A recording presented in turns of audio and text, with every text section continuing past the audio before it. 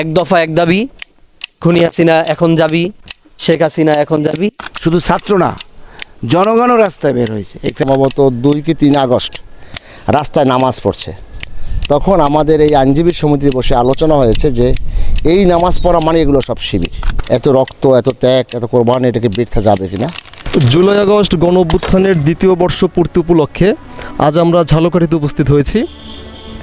আমাদের মাঝে অতিথি হিসেবে উপস্থিত আছেন ঝালকাঠি জেলা জামায়াতের আমির অ্যাডভোকেট হাফিজুর রহমান, এবং অতিথি হিসেবে আরও উপস্থিত আছেন ঝালকাঠি পৌর বিএনপির সদস্য সচিব আনিসুর রহমান তাপু, জুলাই আন্দোলনের অন্যতম সংগঠক মাহফুজুর রহমান।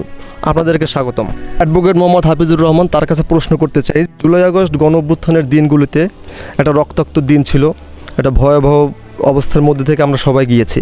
তো এখানে আপনাদের জামায়াতে ইসলামের বা আপনার ব্যক্তিগত অভিজ্ঞতা কেমন ছিল? ধন্যবাদ চার্জ বিডি নিউজ এবং সেই সাথে যারা আমার সাথে অতিথি হিসেবে আছেন তাদেরকে, এবং যারা পরবর্তী দর্শক হিসেবে শুনবেন সকলকে। তো আসলে আমাদের আজকের এই দিনে আমি প্রথমেই গভীর শ্রদ্ধার সাথে স্মরণ করছি যারা জুলাই আন্দোলনে শহীদ হয়েছেন, যারা আহত হয়েছেন, পঙ্গুত্ব বরণ করেছেন। কারণ তাদের অবদানের কারণেই, তাদের আন্দোলনের কারণেই আমরা একটি কাঙ্ক্ষিত পরিবর্তন পেয়েছি। আমরা দীর্ঘদিনের ফ্যাসিবাদের অবসান ঘটেছে। আসলে জুলাইয়ের ঘটনাটা বা জুলাই আন্দোলনটা, এটা আমাদের কাছে মানে এটা কী বলবো, জীবনে মনে হয় যে একটা নবজীবন আমরা পেয়েছি। প্রতিদিন শুধু এইটাই সংবাদ ছিল যে আসলে কি আন্দোলনটা সফল হবে কিনা, এত রক্ত, এত ত্যাগ, এত কোরবানি, এটাকে বৃথা যাবে কিনা। এবং সেদিন যদি এই আন্দোলনটি ব্যর্থ হতো তাহলে দল হিসেবে সবচেয়ে ক্ষতিগ্রস্ত হতো বাংলাদেশ জামাত ইসলামী। কারণ আপনারা জানেন যে অলরেডি 1 তারিখ জামাত ইসলামীকে নিষিদ্ধ ঘোষণা করা হয়েছিল। কারণ তখনকার সরকারের কাছে এই ধরনের একটি নিউজকে বা কারা দিয়েছেন বা তারা মনে করেছিলেন যে এই আন্দোলনের পিছনে জামাতের একটি অবদান আছে। আসলে একথা সত্য যে আন্দোলনে অন্যান্য অনেক দলের সাথে জামাতের একটি গুরুত্বপূর্ণ ভূমিকা ছিল, বিশেষ করে ইসলামী ছাত্র শিবিরের। যেহেতু ছাত্রদের আন্দোলন, জামাত ইসলামী যেহেতু সরাসরি এই আন্দোলনে অংশগ্রহণ করতে না পারলেও ছাত্র শিবিরের মাধ্যমে এটা হয়েছে। এবং আমাদের সম্মানিত আমির ডাক্তার শফিকুর রহমান সাহেব প্রতিনিয়ত এটা মনিটর করতেন। আমাদেরকে রাত 12টার পরে প্রতিদিন নিউজ দিতে হতো যে আসলে আন্দোলন শুরু হচ্ছে কিনা বা কোন পর্যায়ে আছে। এটা হয়তো কেউ জানতো না, কিন্তু আমাদেরকে নিউজ দিতে হতো আর সংবাদ রিপোর্ট দিতে হতো। কিন্তু ঝালকাঠিতে আসলে আন্দোলনটা একটু দেরিতে শুরু হয়েছে, যে জন্য আমাদের প্রতি প্রচণ্ড রকমের চাপ ছিল। কিন্তু বিষয়টা এমন যে আমরা সামনে এসেও তো আন্দোলন করতে পারছি না। সাধারণ ছাত্রদের না নামে তাহলে এই আন্দোলন সফলতা পাবে না, এটাকে বিভিন্নভাবে রাজনৈতিক ট্যাগ দিয়ে আরও দমন নিপন চালাবে। তো শেষ পর্যন্ত আমার কাছে ভালো লাগলো, এখানে কিছু সংগঠক তৈরি হলো, তারা মানে ঝুঁকি নিয়ে, ঝালকাঠি ছোট্ট জায়গা, এখানে সবাই সবাইকে চেনে, তারা ঝুঁকি নিয়ে যখন আন্দোলনটা বের হলো, আন্দোলনে তখন সত্যিকার একটা স্বস্তির নিঃশ্বাস ফেললাম। এবং এখানকার প্রথম যে প্রোগ্রাম মিছিলটি, এইটি এনটিভিতে দেখাইছে। আমার আজও মনে পড়ে যে সেই এনটিভির নিউজটা দেখে আমাকে সম্ভবত কেন্দ্র থেকে 12টা থেকে 12:30টার পরে এই টাইমের ভিতরে একটা ফোন আসলো। তো তারা ধন্যবাদ জানালো যে অবশেষে ঝালকাঠিতে আন্দোলনের ছাত্ররা নেমেছে। তো আমাদের নির্দেশনা ছিল যে ছাত্রদের যদি কোনো সহজে লাগে যে কোনো ধরনের, তোমাদেরকে সর্বোচ্চ পরিমাণ দিতে হবে। তো আমরা ছাত্র শিবিরের মাধ্যমে আমরা চেষ্টা করেছি। তো এর মধ্যে একটা ঘটনা হলো যে আসরের নামাজ একদিন আন্দোলনের মাঝে সম্ভবত 2 কি 3 আগস্ট রাস্তায় নামাজ পড়ছে। তখন আমাদের এই আইনজীবী সমিতিতে বসে আলোচনা হয়েছে যে এই নামাজ পড়া মানে এগুলো সব শিবির, নাহলে এই মধ্যে আন্দোলনের মধ্যে রাস্তায় বসে তারা নামাজ পড়তেছে। তা আমি শিবির ছেলেদেরকেও বললাম যে তোমার টেকনিক অবলম্বন করা উচিত ছিল, যদি এটা ছোটো জায়গা। তো এরপরে আমার কাছে 5ই আগস্ট সকাল 10টার দিকে ঢাকা থেকে সংবাদ আসলো যে ওকে, তখন কিন্তু এখানে মানে প্রকাশ্যে কোনো ঘোষণা আসে নাই। 10টায় জানার পরেই কিন্তু আমি ঘর থেকে বের হয়েছি যে আর কোনো সম্ভাবনা নাই, সরকারের সিদ্ধান্ত ফাইনাল, তারা কিন্তু পতন হচ্ছে। তখন কিন্তু ঢাকায় সব লোক রাস্তায় নামে নাই। তার মানে হচ্ছে মানে যারা এতদিন পর্যন্ত দমন নিপীড়ন করছিল তাদের পক্ষ থেকে একটা মেসেজ দেওয়া হয়েছিল। মানে এটা অবশ্য তো প্রকাশ্যে দেওয়া হয় নাই যে না, এবারে আমরা আর ছাত্রদের প্রতি গুলি চালাবো না। তো ছাত্রদের প্রতি গুলি না চালানো মানেই তো হলো আন্দোলন সফল হবে। এবং গণভবনে যে সিদ্ধান্তটা ছিল যে গণভবনে এরা গিয়া ওইখানে গণভবনটা ছিল তাদের টার্গেট, কারণ ওই গণভবনে বসেই সকল ফেসিবাদের কার্যক্রমের পরিকল্পনা ওখান থেকে নেওয়া হয়েছে। সত্যিকার অর্থে 5ই আগস্ট সেই 10টা সংবাদ পাওয়ার পর থেকে তখনও অনেকের কাছেই বলি নাই, দু এক জায়গায় বলা হয়েছে, কিন্তু এরপর তো ভারতের সংবাদ আসলো, তো ওই সময়টার অনুভূতিটাই আলাদা। এবং তখন তো সব লোক রাস্তায় বের হয়ে আসলো, মনে হয় যেন নূতন একটি বাংলাদেশ, নূতন একটি বিজয়। পৌর বিএনপির সাধারণ সম্পাদক তাপু ভাই, তার কাছে আমরা শুনতে চাবো যে আসলে বিএনপির কী রকমের অংশগ্রহণ ছিল ঝালকাঠিতে, বা এই যে এখানে তো সাধারণ শিক্ষার্থীদের একটা অংশগ্রহণ ছিল অনেক বড় পরিসরে, তো এখানে আসলে বিএনপি বা ছাত্রদল কীভাবে অংশগ্রহণ করেছিল, আমরা আসলে এখন এই ব্যাপারে তাপু ভাইয়ের কাছ থেকে বিস্তারিত শুনতে চাই। ধন্যবাদ সার্চ বিডি নিউজকে। উপস্থিত আজকে আমাদের এখানে আমার পাশে যারা আছেন জামাত ইসলামের আমির সাহেব সহ অন্যান্য নেতৃবৃন্দ, দর্শক যারা আছেন, সবাইকে ধন্যবাদ। আসলে জুলাই আগস্ট আন্দোলনটা ছিল আসলে একটি মানে আবেগপ্রুত একটা আন্দোলন, যেখানে প্রথম দিকে আমরা আসলে বুঝতে পারিনি যে আমরা সাকসেস হব। এবং এই আন্দোলনটা কিন্তু ছিল শুধু ছাত্রদের না, এই আন্দোলনের পাশাপাশি আমাদের কিন্তু ছাত্রদলের ছেলেপেলেদের কিন্তু বিশাল একটা অংশ এর সাথে যুক্ত ছিল। হয়তো তাদের পরিচয় দিতে পারে নাই, কিন্তু তাদের সাথে ছিল, তাদের বিভিন্ন রকমের সহযোগিতা করছে, খাবার পানি সরবরাহ করেছে। এবং আমাদের নেতা বর্তমান প্রধানমন্ত্রী তারেক রহমান, সে লন্ডন বসে সেটা কিন্তু সার্বক্ষণিক মনিটরিং করেছে, ছাত্রদলের সাথে সর্বক্ষণ যোগাযোগ রাখছে, কীভাবে এই আন্দোলনটাকে আরও বেগবান করা যায়, কীভাবে এই আন্দোলনটাকে আরও সুন্দরভাবে এই ফ্যাসিস্ট সরকারকে পতন ঘটানো যায়।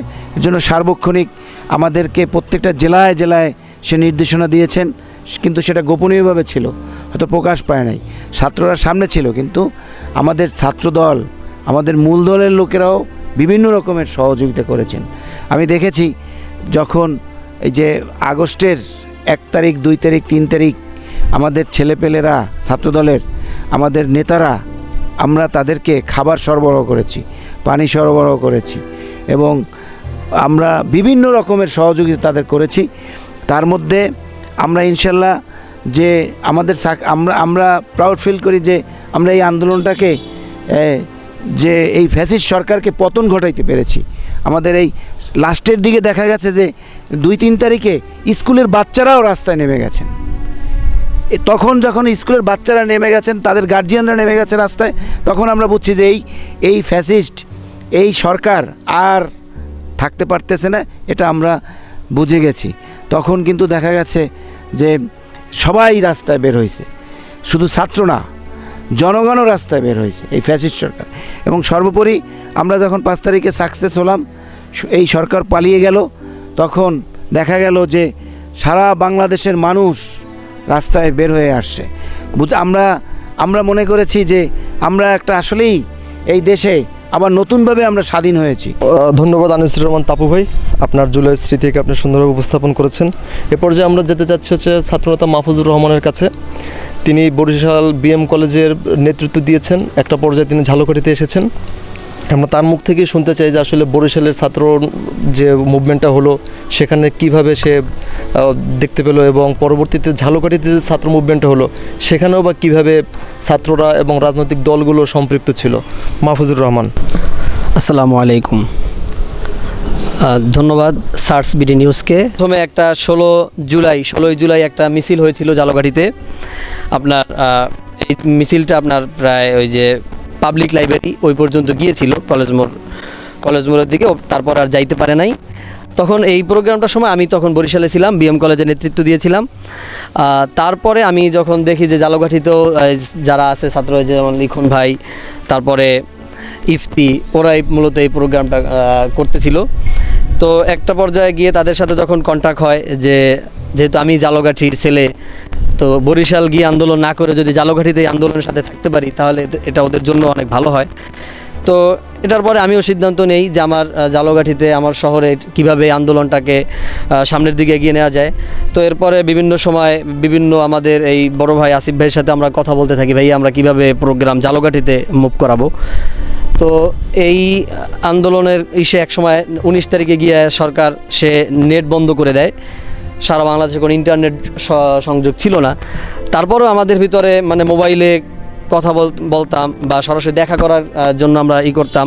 3 তারিখ প্রেস ক্লাবের সামনে আমাদের সেই আন্দোলন, সেখানেও আমাদের আন্দোলনটা এভাবে সাজাইতে হয়েছিল যে আমাদের 2 ভাগে সরকার, আমাদের ভিতরেও আওয়ামী লীগের লোক ছিল, ছাত্রলীগের লোক ছিল, তারা ওই আমরা যে পরিকল্পনাগুলো করতাম সেই পরিকল্পনাগুলো যেন তারা শুনে তারা আমাদের ওখানে লোক পাঠাই দিত, তাদের লাঠিয়াল বাহিনী, সন্ত্রাসী বাহিনী, পুলিশ লীগ, তখন তো আমরা এটা পুলিশ লীগ বলতাম।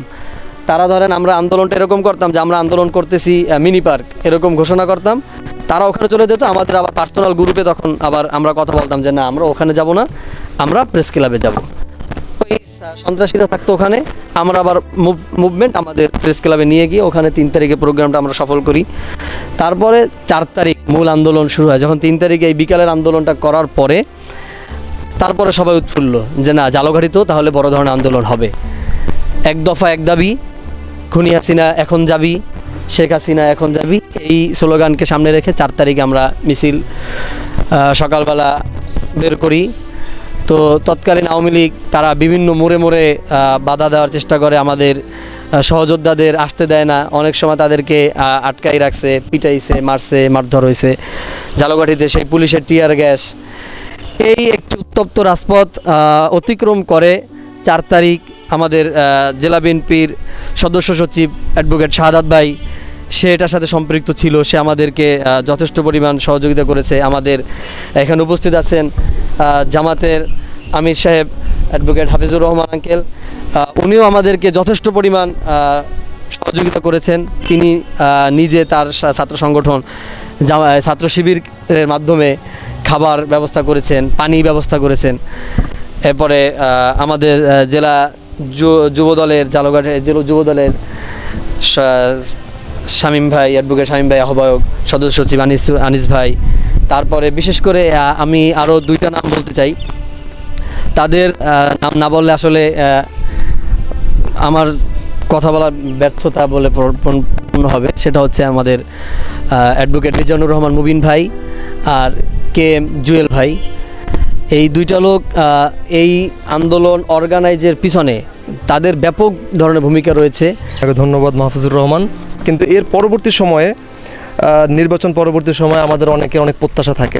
আপনি কি করতে চান এই ঝালকাঠি পৌরসভা নিয়ে, আপনার কি চিন্তা ভাবনা আছে? আপনি জানেন যে ঝালকাঠি পৌরসভা বাংলাদেশের প্রাচীনতম পৌরসভার মধ্যে একটি, এবং এই শহরের অনেক গুরুত্ব ছিল এবং এটা গুরুত্বপূর্ণ শহর, কিন্তু আজকে যেইভাবে উন্নয়ন হওয়া দরকার সেটা নাই, অসংখ্য সমস্যা জর্জরিত। তো আসলে রাস্তাঘাটই তো নিয়মিত কথা, রাস্তাঘাট যে আমাদের বর্ধিত অংশ বা একটু যেটাকে বলা হয় যে মূল শহরের বাইরের রাস্তাগুলো কিন্তু খুবই খারাপ দুরবস্থা আছে। পাশাপাশি একটি নেসারাবাদ একটি মাদ্রাসা, এটি যদিও বাংলাদেশের মধ্যে শ্রেষ্ঠ একটি মাদ্রাসা, কিন্তু আধুনিক শিক্ষার সমন্বয় কিন্তু এখানে ভালো কোনো শিক্ষা প্রতিষ্ঠান নেই। এবং বাংলাদেশের অধিকাংশ জায়গায় পৌরসভার নিয়ন্ত্রণে একটা খুব চমৎকার একটি প্রতিষ্ঠান থাকে, সেইটা এখানে নেই। চিত্ত বিনোদন বা মানুষের একটু অবকাশ সময় কাটানোর মতো কোনো ব্যবস্থা নেই। একটি মিনি পার্ক, ওটাকে পার্ক বলা যায় না, আসলে নদীর পার, কয়েকটা লোক বসতে পারে। তো আসলে এখন এই পৌরসভার ময়লা নিষ্কাশন, ড্রেনেজ ব্যবস্থা সব কিছুতেই আমাদের দুরবস্থা আছে। তো খুব আমাদের এই মুহূর্তে পৌরসভাটাকে সাজানোর জন্য আমি মনে করি যে এখানে আপনার একটি পরিকল্পিত নগরী গড়ে তোলার জন্য, আধুনিক নগরী যেটাকে বলা হয়, একটা আধুনিক নগরের সুযোগ সুবিধা সম্বলিত একটি পৌরসভা করার জন্য একটি মাস্টার প্ল্যান দরকার। যে যেখানে একটু পারি সে সেখানে একটু করে গেছেন। আমরা যদি পৌরসভার ভবনটার দিকে তাকাই, দেখা গেল যে একজনের 4টা রুম পড়ছে, 4টা রুম করে গেছে, মানে একটা ভবনেরই যেখানে পরিকল্পনা নাই, সেখানে পুরো শহরের পরিকল্পনা কারো ছিল বলে আমার মনে হয় না। তো আমার চিন্তাটা হলো যে যদি পৌরসভার যে মেয়র হবে তার উচিত হবে সবার আগে পুরো শহরটার একটি পরিকল্পনা করা, নগর বলে যে আমরা 10 বছর পরে 20 বছর কী এখানে হতে পারে সেইভাবে সাজানো। এবং আপনি যেটা ভূমিকা বললেন যে এখানে কেন এত ডেঙ্গুর প্রকোপ, কারণ আমাদের ড্রেনের পানিগুলো নড়ে না, ওখানে প্রতিদিন মশা উৎপাদন হচ্ছে, ঔষধ ছিটানোর ব্যবস্থা নেই, রাস্তাঘাটগুলো মানে খুবই খারাপ অবস্থা, এবং পরিকল্পিত কোনো বহু জায়গায় ঘরবাড়ি উঠছে। আমি বিভিন্ন জায়গায় আপনারা দেখবেন যে অ্যাম্বুলেন্স বা ফায়ার সার্ভিসের দূরের কথা, এটা রিক্সা ঢোকে না। সেখানে 3 তলা 4 তলা 5 তলা একটা ভবন হয়েছে। আল্লাহ ভালো জানে, সমস্ত জায়গায় কোনো বিপদ ঘটলে কি হবে। এইভাবে অপরিকল্পিত রাস্তা, অকল্পিত বাড়িঘর, এটি আমাদের এই নগর উন্নয়নের জন্য একটি বিশেষ অন্তরায়। তো সামগ্রিকভাবে আমি বলতে পারি যে আমাদের এটা মানে কোনো ক্যাটাগরির ভিতরেই নেই। তো এটাকে একটা পরিকল্পিত নগর হিসেবে গড়ে তোলার জন্যই মূলত একটা পরিকল্পনা করে। রাস্তাঘাট উন্নয়ন, শিক্ষা ব্যবস্থা, বিনোদন, সর্বোপরি একটা সুন্দর পরিচ্ছন্ন নগর হিসেবে গড়াটাই হবে আমাদের সকলেরই মুখ্য কাজ। ধন্যবাদ অ্যাডভোকেট মঞ্জুর রহমান।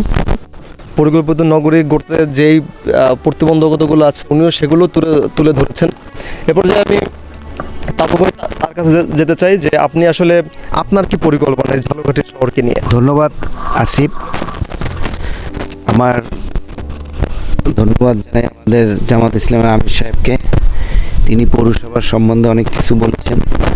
আসলে আমাদের ঝালকাঠি পৌরসভাটা অতি প্রাচীন পৌরসভা। সে 1865 সালে এটার জন্ম।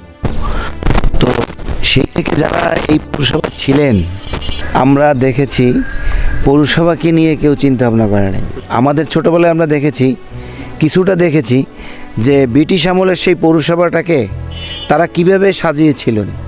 চতুর্পাশে খাল ছিল, শহরের মধ্যে খাল ছিল। তখন ড্রেনেজ ব্যবস্থা বলতে বড় বড় ছোট ছোট খালের মাধ্যমে এই পৌরসভার পানি নিষ্কাশনের ব্যবস্থা ছিল। তারপরে কি হলো, স্বাধীনতার পরে যারা মেয়র ছিলেন, চেয়ারম্যান ছিলেন, তারা এটাকে কোনো পদক্ষেপ নেয় নাই আমার জানা মতে। তারপরও আমরা দেখেছি ছোটোবেলায় আমাদের সুইপার যারা ছিলেন তারা প্রতিদিন ড্রেন পরিষ্কার করত। আর একটা আমার ছোটো ভাই বলছে যে ডেঙ্গুর প্রভাব খুব বেড়েছে। ডেঙ্গুর প্রভাব তো অবশ্যই বাড়বে, কারণ এই ঝালকাঠি পৌরসভায় একটু বৃষ্টি হলে কিন্তু পানি জমে যায়, হাঁটু সমান পানি হয়। কোনো পয় নিষ্কাশনের ব্যবস্থা নাই, ড্রেন পরিষ্কার করার কোনো সুযোগ সুবিধা নাই। ড্রেন হয়তো মাসে একবার পরিষ্কার করতে পারে, সপ্তাহে একবার হইতে পারে। তো মশার তো জন্ম, এডিস মশার জন্ম তো হয় কীভাবে সবাই জানে। তো এ থেকে আমাদের ডেঙ্গুর প্রকোপ তো বাড়বেই। অপরিচ্ছন্ন শহর নগর থাকলে সেখানে ডেঙ্গু রোগীর সংখ্যা তো বাড়বে, এটাই স্বাভাবিক, ন্যাচারাল। আমাদের পরিকল্পনা ইনশাল্লাহ, আমাদের যদি জনগণ সুযোগ দেয়, ম্যান্ডেট দেয়, তাহলে আমাদের ফার্স্ট প্রায়োরিটি থাকবে শহরকে পরিচ্ছন্ন রাখা। দ্বিতীয় প্রায়োরিটি থাকবে শহরের অবহেলিত রাস্তাঘাটগুলোকে সুন্দর সুশৃঙ্খলভাবে তৈরি করা। একটা নগরকে সুন্দরভাবে সাজানোর জন্য জনগণকে সাথে নিয়ে আমাদের কাজ করতে হবে, আমাদের পরিকল্পনা করতে হবে। তৃতীয়ত, ঝালকাঠিতে পার্ক বলতে কিছুই নেই। একটা পার্ক আছে, ওটা তো পার্ক না, নদীর পাড়ে একটু জায়গায় জাস্ট কয়েকটা সিট করে বসিয়ে দেওয়া হয়েছে। ওখানে মানুষ যাবে কোথায়? শহরের মানুষ যাবে কোথায়? তো একটা নগরে ওয়ার্ক হয়ে থাকে যেখানে আমাদের এই শহরে অনেক ডায়াবেটিস রুগী আছে, অনেক মুরব্বীরা আছে যারা একটু বিকেলে হাঁটা চলা করতে চায়, কিন্তু সেরকম সুযোগ সুবিধা এই শহরে নাই। তারপরে আসেন, এই শহরে কোনো বিনোদনের বলতে কিছুই নেই। বাচ্চারা কোথায় যাবে? তো আমাদের পরিকল্পনা আছে, ভবিষ্যতে যদি আমরা সুযোগ পাই, জনগণ সুযোগ দেয়, তাহলে এগুলো নিয়ে আমরা চিন্তাভাবনা করব ইনশাল্লাহ। প্রথম থেকেই আমাদের হচ্ছে। আর একটা নগরকে সুন্দরভাবে সাজাতে হলে প্রথম কাজ হচ্ছে